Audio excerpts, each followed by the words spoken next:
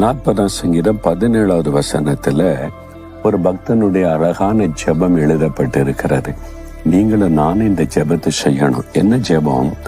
தேவரீர் என் துணையும் என்னை விடுவிக்கிறவருமாய் இருக்கிறீர்.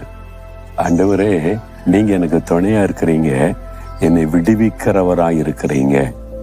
உங்களுக்கு ஒரு துணை தேவைதானே? நீங்க பரிசுத்தமா வாழணும், வெற்றி உள்ள வாழ்க்கை வாழணும், நீங்க செய்யற காரியம் ஜெயமாகணும்னா ஒரு துணை, ஒரு ஹெல்ப் ஆண்டவர் உங்களுக்கு துணையா இருப்பார்.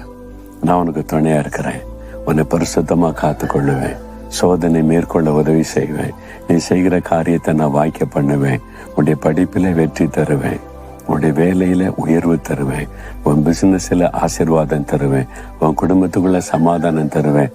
நான் இருக்கிறவனுக்கு துணையா அன்று சொல்றாரு. இந்த ஜெபத்தை செய்யுங்க. தேவரீர், நீர் எனக்கு துணையா இருக்கிறீர், என்னை விடுவிக்கிறவருமாய் இருக்கிறீர், எனக்கு விடுதலை தருவீர், இந்த இக்கட்டிலிருந்து, நெருக்கத்திலிருந்து, உபத்திரத்திலிருந்து எனக்கு விடுதலை தருவீர், நீங்க என்னை விடுவிக்கிற தேவன். நீங்க சொல்லி பாருங்க, இன்றைக்கு ஒரு அற்புதம் நடக்கும். நீங்க பயப்படுகிற அந்த காரியத்துல சூழ்நிலை இன்றைக்கு மாறும், ஒரு விடுதலை உண்டாகும். இயேசு உங்களுக்காக செயல்படுவார்.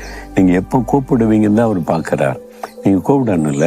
பேதுரு கடல் அமிழ்ந்து கொண்டிருக்கும் ஒரு ஆண்டவரே ரட்சின்னு கூப்பிட்டான். உடனே தான் கரை நீட்டி தூக்கினார். அவருக்கு தான் எல்லாம் தெரியுமா, நான் என் பாட்டில் இருப்பேன்னா மூழ்கி போயிருப்பான். நீங்க கூப்பிடணும், நீங்க சொல்லணும், வாய் திறந்து, தேவரீர் எனக்கு துணையா இருக்கிறீர், என்னை விடுவிக்கிறவர், நான் விசுவாசிக்கிறேன்னு சொல்லுங்க. அற்புதம் நடப்பதை காண்பீங்க. சொல்றீங்க.